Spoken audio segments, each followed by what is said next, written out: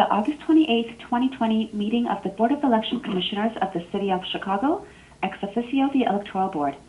If at any time during this call you need assistance, please press *0 for the operator. This call is being recorded. I would now like to turn the conference over to Maricel Hernandez, Chair of the Chicago Board of Elections and Electoral Board. Please go ahead. Thank you. Good morning, everyone.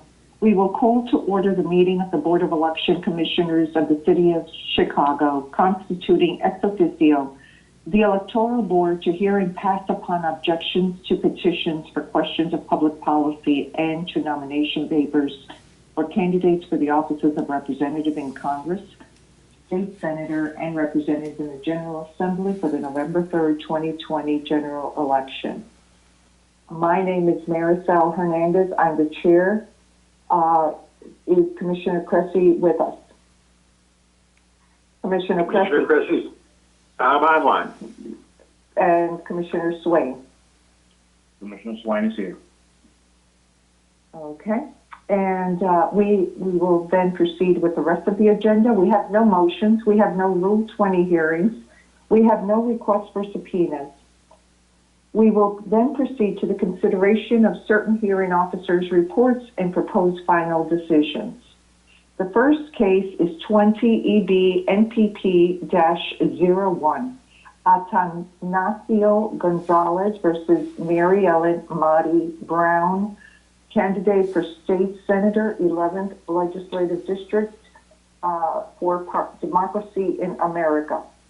Mr. Lasker. Thank you, Madam Chair. There were two objections raised in this case. One is that the candidate was allegedly not qualified to run in this November's election as a member of the new political party called Democracy in America Party because she has previously voted in the Democratic primary this March 2020. However, Section 7-43 prohibits that kind of party switching if you vote in a partisan primary and then want to run as an independent candidate or as the candidate of a different established political party. The hearing officer's report and recommendation, with which I concur, points out that neither Section 7-43 or any other part of the election code prohibits running as a member of a new political party after having voted in an established party primary. This case also involved the federal court order from Judge Pallmeyer that we've discussed. Allegations were made here that the order was improper. During the proceedings of this case, the Seventh Circuit did affirm that district court order, and so the hearing officer again has recommended that we do follow that court order. For those reasons, the nomination papers would be deemed valid. Are there any questions? If not, is there a motion to find that the candidate's nomination papers are legally valid for the reasons stated in the hearing officer's recommended decision, and that the objector's petition is therefore overruled, and thus that the candidate's name shall be printed on the ballot as requested in the nomination papers? So moved, Commissioner Cressy. Commissioner Cressy moves. Is there? So Commissioner Cressy moves. Is there a second? Second by Commissioner Swain. Second by Commissioner Swain. All those in favor, please state aye. Commissioner Cressy votes aye. Commissioner Swain votes aye. Okay.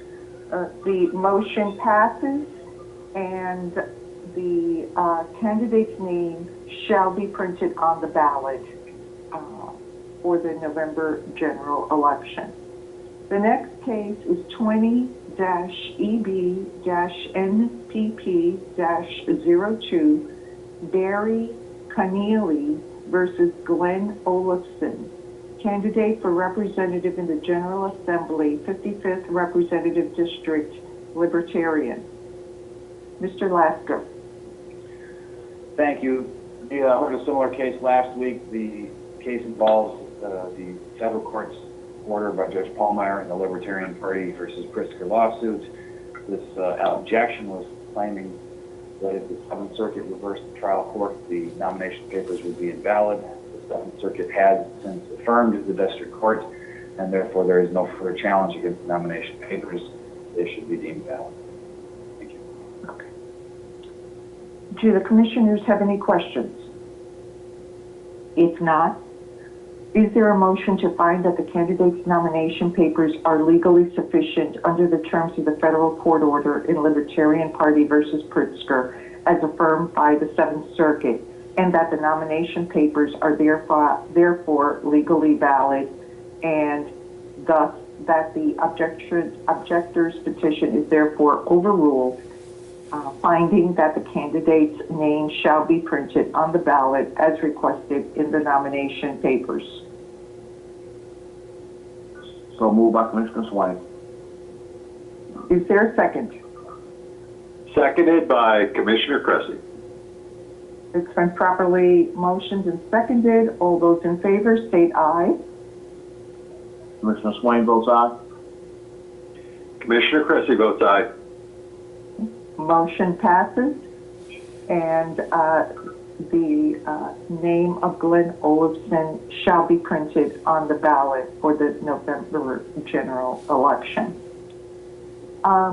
We will not be taking up 20 EB QPP-01 at this time.